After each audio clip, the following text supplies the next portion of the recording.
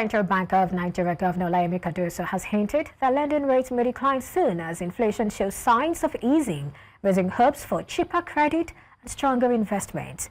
He reaffirmed the CBN's commitment to financial stability, noting progress in the ongoing bank recapitalization exercise to build stronger, shock-resistant institutions. Gbolahan Olojede, investment banker, joins me to unpack this. Thank you so much, Gbolahan, for joining me today. For having me. All right. I guess the news about cutting rates came as good news to you. I mean, what has been your reaction since that news became public? Well, it's been expected for a while, but I guess because of the fragility around the inflation numbers, the CBN has not been firm enough to go ahead with it. But as inflation became sustainably going on the sliding side of things, we knew that we were going to get to that point where the CBN will feel confident enough to lower the interest rate. It's the normal sequence of events. All right. Two things I would like to ask you now. First, do you think this is taking effect from the September meeting? Let's start with that before I move on. I'm not sure about the September meeting, but definitely the next one. If not this meeting, it may not happen this meeting. But from the way the CBN governor has hinted it, I won't be surprised if it actually happens in September. I won't be surprised. But what do you think will be the best course of action? Of course, it's to take a little drop on the MPR when you drop the MPR, because what we have had is keeping the MPR at the same level and all those other windows at the same level as well. But we expect that this time around, even if it is a 25 basis point or a 50 basis point, let's be able to see a drop in view of the fact that inflation has consistently been on the slide.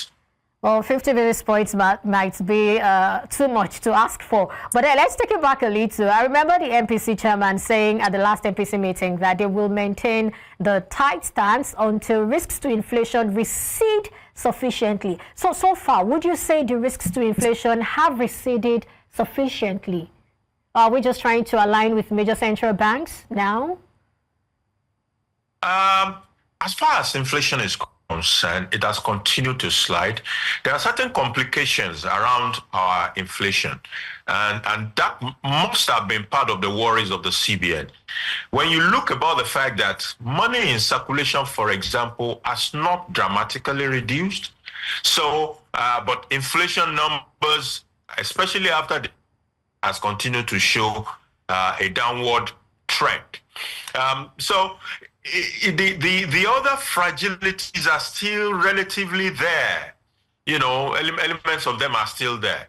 But it's also not a journey that will that you think we will get to that point where everything will just respond at the same time. No.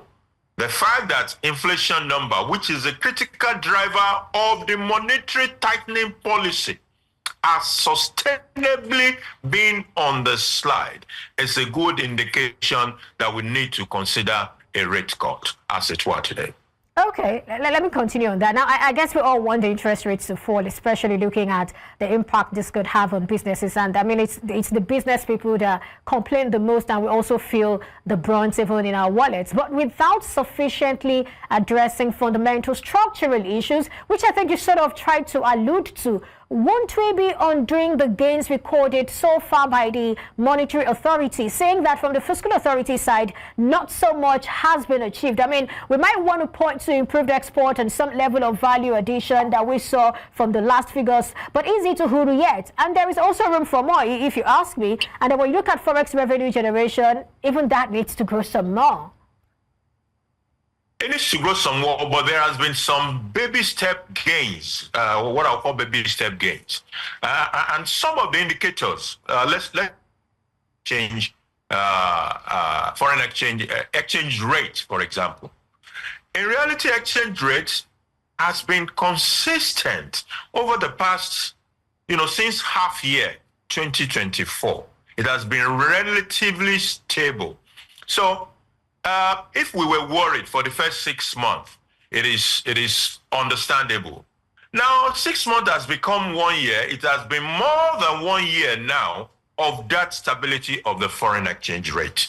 So it is something I believe that we should feel bold enough to be able to say, as far as that is concerned, there is a bit of reprieve, and we have confidence that the stability that is over a year is something we can take a bet on. The oil, while oil prices has not been exactly very nice to us in view of tariff issues and some other complexities, one thing that has also been happening is that we have been growing production. So production has gone all the way to the extent that we have been able to meet and exceed our OPEC quota now.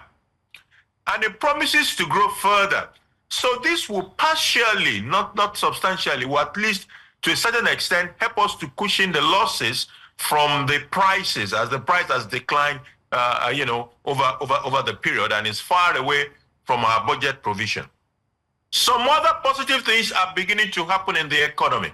So if you take the performance, the profitability of listed corporates, because you may not have access to all the private companies, but for those ones that are listed, and you compare Q1 2024 with Q1 2025, or you compare half year 2024 with half year 2025, you will see a significant improvement. So businesses have moved, those listed businesses have moved from losses, from all those bleeding and bloody balance sheet of 2023 and early 2024. They have moved into profitability.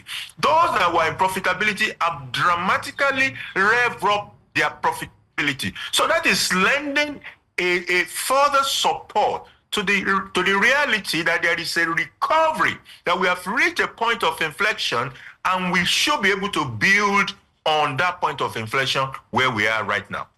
Now, that's quite interesting. But talking about Forex, Forex earnings and all of those, there are those who are going to say things like, well, it's as a result of CBN's operations in the markets and all that. What would you say to people like that? Well, you see, Nigeria is a very interesting place. When everything was sliding and we have extreme volatility, they said, oh, which country in the world allows its currency to just be floating when you are not a productive country? Okay, CBN probably had listened to that and is doing an element of intervention, and we have seen how that has resulted in stability. We have seen how stability has translated to improved profitability of listed companies. What do we want? There's nothing wrong in intervention that facilitates stability of the foreign exchange, even as we gradually build up. Because what will take us to where we need to be, as far as foreign exchange stability is concerned, it's not a snap of the finger. There is no microwave solution to it. So we will still need to have those periodic intervention. But it is delivering the goods. That is what is important. And the good that is delivering is stability of that foreign exchange. And we are seeing how that is playing out in the recovery of businesses. Right. I'm interested in, the long haul. So talk to us to maintain this, to sustain this and ensure that, it continues for the longer time. What are the things we need to do? I think part of, when we start to implement the new tax laws, we also have to be willing to measure. Now, I've mentioned the fact that there seems to have been recovery of profitability by listed companies, and those that were profitable ab initio are becoming more profitable. So we must ask the questions: what are those things that accounted for the recovery that we are seeing, and how can we build a support system around those factors? Now, government policy, government itself must be interested. It's not just about the private sector. Government must be interested in all these things and how these corporate gains, because what we are saying now is recovery in corporate profitability. We're not saying that recovery has speculated all the way to the bottom rung of the ladder. It is important that the recovery we are seeing today also percolates down to the bottom rung of the ladder. So government must be looking at policies that will facilitate that. And I think one of such is in the area of our monetary policy. This issue of high prevailing interest rate is something government needs to look at.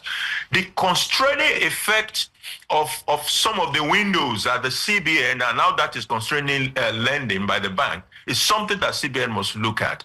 And also, we have to look at issues that will lead to how those gains that are being made will percolate. So interventions, specific interventions by government targeted at ensuring that those gains will not remain just at the level of those companies that are making the gains, but it will go down all the way. All those policies are required. All right, let's move away from this now. But before we move away, I remember you were talking about, you're expecting maybe 25 to 50 basis points. But what's your answer? What's your expectation? Should this start? That's the rate cut. Well, of course, there will be repricing. So the market will start to reprice. Loans will become relatively cheaper for people who need to contract loans. Other prices in the market will readjust as well, whether it is treasury bill rates, whether it is commercial paper rates. Everything will also start to adjust accordingly to that cut in rates. And when manufacturers, when entrepreneurs are able to access more access fund, it is believed that it will create a multiplier effect because they will access more fund and they will use the more fund to create more activities, more economic activities, which will stimulate the economy as a whole by virtue of creating multiplier effect for the activities that the money will be put into. So I think it's a welcome idea to see rates drop, even if it's a little bit, even if it's 25 basis points after such a long time of elevated status of the MPR. All right, on a separate note now, I'm not sure I've gotten your response to, the president's recent statement about Nigeria meeting its revenue target. Now, while a follow-up clarification was issued breaking down the revenue figures, it still left room for confusion. Initially, it appeared as though the entire 20.59 trillion naira came from non-oil sources. But of course, when we saw that particular clarification, it had a segment called What You Need to Know. And that section later specified non-oil revenue as 15.69 trillion naira. And even setting that discrepancy aside, the celebrated 20.59 trillion naira is still 21.22 trillion naira short of the projected revenue target of 41.81 trillion naira. So, in real terms, what exactly is there to celebrate? For people in my school of thought, even if we have met it, it's okay for political capital to say, oh, we have met it. But the entire number is still too tiny. The entire budget is still too tiny. We cannot, as a country of 200 million people, be excited today at the level of the available revenue. It is tiny. You see, as long as we have countries that are smaller, 60 million people country, having 4 times the budget of Nigeria, then for me, we are not at that point where we can start to celebrate. Well, there are people who believe even little wins should be celebrated. That is on one side, to say that even if we met it, even if we double it, we are still far away from where we need to go. But let's say we are celebrating little wins. The second part is that there has to be more transparency about the issues of numbers, so that there are no ding-dong, there are no, unpleasant exchanges on the social media about whether the numbers are correct, whether they are not correct. If the numbers are plain and they are made readily available, even a year one student, business student, can take his pen and calculate the numbers and say, okay, this is exactly where we are. Because I've seen the numbers from DMO, I've seen the numbers from Bureau of Statistics, the Ministry of Finance, and I can confirm that this is the situation. So even for the people who are putting numbers together for the president, they have to do this with a little more diligence to ensure that when the president goes out there and he says this and this and these are my numbers, those numbers are unquestionable because they are perfect. And anybody who wants to validate has sources that he can go to and validate those numbers. The bigger picture, however, is that the journey is still very long. The total revenue of Nigeria is still too tiny. And I hope that we'll continue on that journey to rev it up dramatically to what it should be. To my mind, our budget every year in today's rate should be nothing less than 200 trillion. So how do we get there? Well, it's a journey. We have been speaking about diversifying the income base of the country for a long time, but it's been happening. We cannot deny that, but it's not happening enough. We need to expand it. We need to also ensure that the tax law of this country addresses major issues around taxation. And that's why I said, you know, as we begin to implement the new tax laws, I hope we will take measures to be able to assess. It's a continuous assessment of how what we are implementing is playing out. We have a situation in this country. Let's take personal income tax, for example. When you look at personal income tax in Nigeria, only a stratum of the society pay personal income tax. And those are the people in structured paid employment. You and I, you know, they deduct it before they give us the net. Take it and run with it. But in some other society, when you look at this bracket, there is a lot that we are missing out in personal income taxes because the biggest earners are not carrying their fair share of the burden. The top 1% earners in America pay almost 40% of the entire personal income tax. But in Nigeria, the biggest earners are probably the biggest evaders. So we must have a tax system that ensures that people also contribute to this pool in the proportionate manner in which this country has benefited them. So the tax law should be able to deliver on those numbers. We also see situations in which there are companies who are able to evade. There are issues around collection efficiency. Before we even start talking about things, because sometimes when people are talking about taxes, the first thing they are talking about is how we need to increase rate. Increasing rate is not the start point. Even the existing rate, how much of the collections is happening. We need to be able to collect and rev up our tax revenue. Very important. We also now need to look at all the other resources that we have been blessed with, from human resources to solid minerals, and to be able to do more, even in oil and gas. We are a gas country, for example, and it would be nice to say, this is how much we are able to make from that gas asset that God has gifted us. I don't think we are making enough from our gas asset. I don't think we're making enough from our solid minerals, as far as I'm concerned. And then there are the people issues. So we are exporting people all of the time, you know, our medics, our techies, you know, all over the place. And the question is, what is the size of that economy? And how much are we able to get from it? You know, so the technology space is huge. I don't think we are getting what we are able to get, the potential that is possible in that space as at today. The medical space is literally comatose. The volume of money that Nigerians spent on healthcare outside of this country is amazing. From even neighboring West African countries to those who could afford to take healthcare in Europe, in America, everywhere, in Saudi Arabia, and here we are in Nigeria. What is the size of our healthcare economy in Nigeria? So there are so many things to be done, but I always like to start with this. Food. Let us solve the food problem. Maybe when we solve the food problem, and like they say, I don't know how to translate this to English.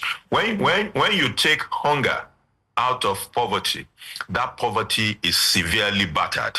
So when it's severely battered, you can have people who have been spending 80% of their income on food, now spending 50%. They have more disposable income. Their capacity to consume increases, and they help to stimulate this economy. When the economy is stimulated, when they can demand for more good, they can consume more good, production will also respond accordingly. And that will mean revenue for the corporate, revenue for the government. It's a whole lot that we have to do. Absolutely. I mean, I totally agree with you right there. Now, I just want us to look at two other things that the president mentioned before the clarification came.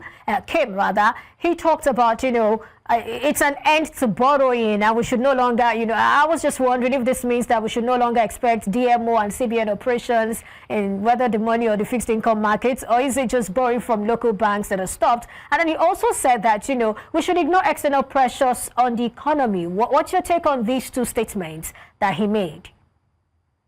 As far as borrowing is concerned, I think we will continue to borrow.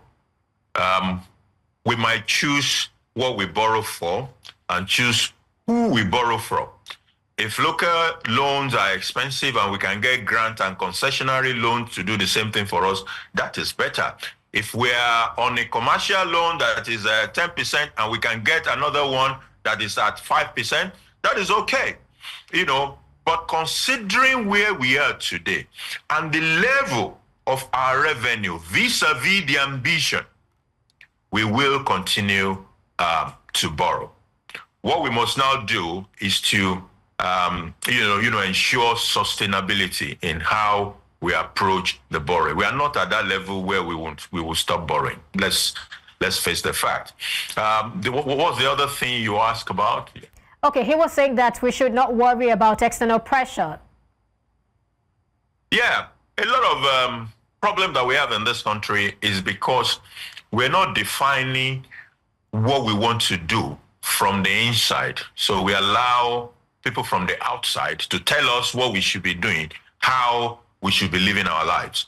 In fact, they are the one that give us the data about ourselves, which we use to make decisions. So those same people who also go to some very extreme level, for example, they could say, your people are poor, come and collect this money and share it to them. Those kind of decisions, those kind of pressure, we shouldn't allow it to come from the outside. It should be inside out. We have a clear vision as to where we want to go as a nation. We know what the strategy to take us from where we are now to that vision, that destination. And we work at it to take ourselves there rather than listening to external people. Some of those external people, in fact, not some, all of them have their own agenda. They have their own deliverables, and their deliverables do not include to rescue Nigeria. If by peradventure they come with an initiative and it aligns with where we are going, that is fine, but it is still being driven by us. It just happened that what they are suggesting to us align with what we seek to do. Otherwise, don't listen to them. Be the one that is at the steering. All right, thank you so much. I think he was also referring to Trump tariffs and some other things like geopolitics and all that. What is Trump tariff? The entire trade, the entire contribution of Africa to global trade is less than 2%.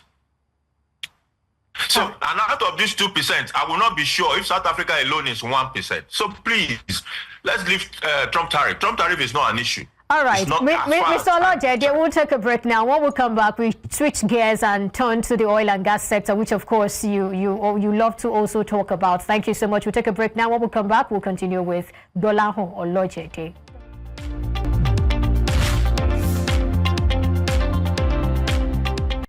Glad to know you're still with us. And Gbolahan Olojede is still right here with me. We're turning our attention to the oil and gas sector, specifically the midstream and downstream sector, where we are having, that loggerhead, or we're having that issue between New Peng Petron and Dangote Refinery. Thank you once again for staying with me, Mr. Olojede. Yeah, thanks for having me. Now, what's your reading of the bickering between, Nupeng, Petroan, and then Dangote Refinery's plan to import CNG trucks and then deliver directly to marketers? Well, it's a bit of a challenge. I'm hoping that they will be able to talk it out. On one side, you have a Dangote who doesn't want the typical disruptions that unionization could bring. And we have seen how that has played out in the oil and gas sector of Nigeria. There have been instances of what some people might describe as being held to ransom as an entire nation by some of these unions. And that is part of what Mr. Dangote, as a private sector institution, want to be able to avoid. By saying, look, I'm not going to have you guys unionize. And that is part of our contract.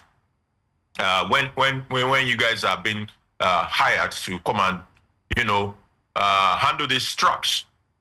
On the flip side is the issue of, labor laws, and, labor union will also want to bring that up to say, look, it is more or less like a fundamental right to be able to unionize as a worker.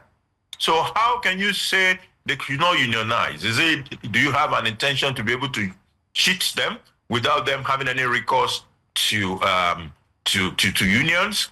So these are the two sides of the coin. And I believe it is a discussion and probably even intervention. I like that the federal government is even intervening as well to see how this can be done without causing too much disruption to the system. See, while it is okay to unionize, I remember back in business school that we were taught something called, there's a way they refer to it in America, in which in certain states of America, employees, you can be fired for good reason, for bad reason, or for no reason. Employment at will, that is what it is called, employment at will.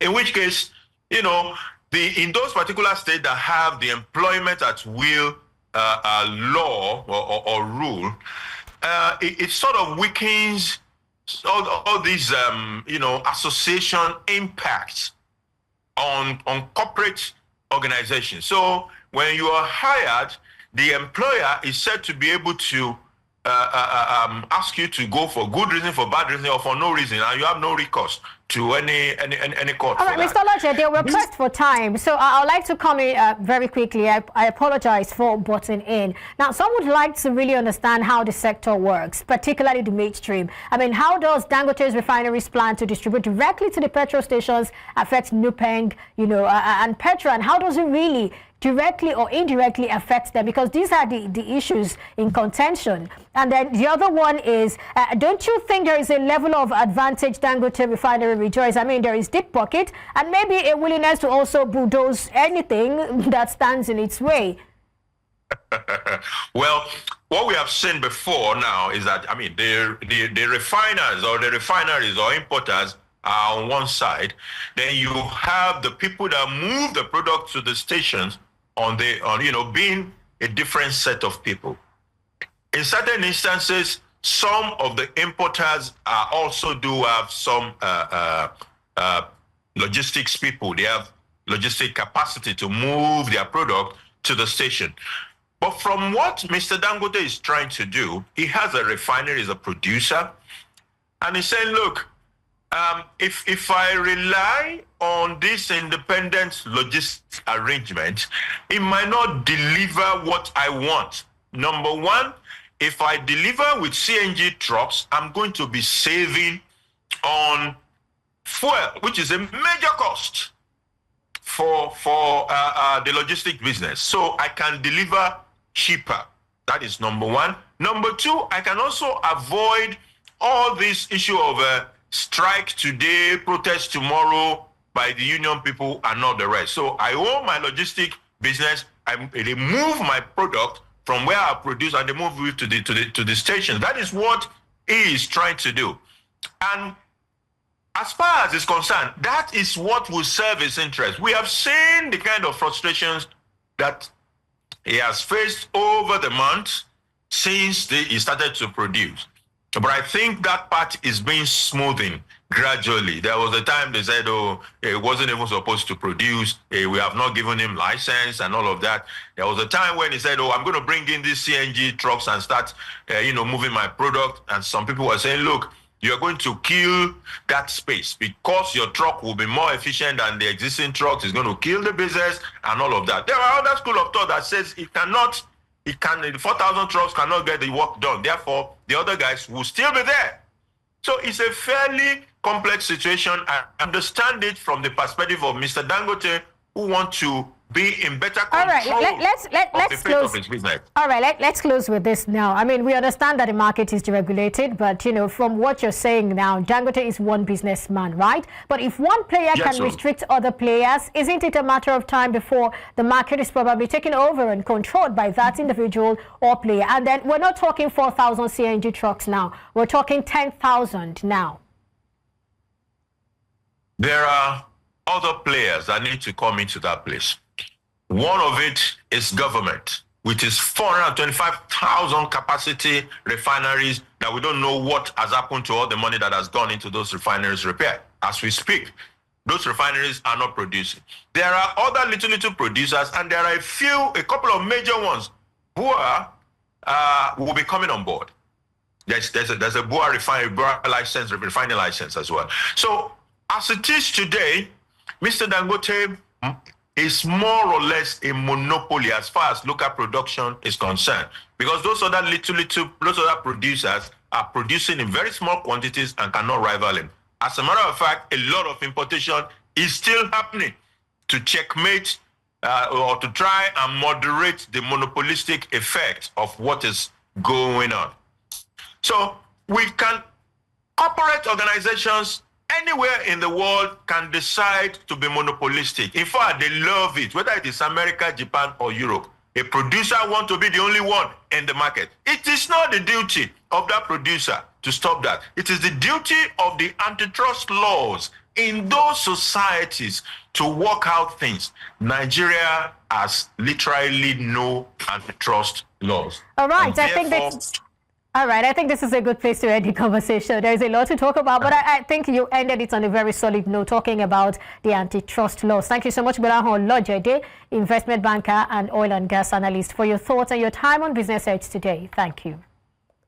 Yeah, thanks for having me. All right. Well, that's it on this edition of Business Edge. Many thanks for watching. You can follow us on social media. We are at New Central TV. Enjoy the rest of the day.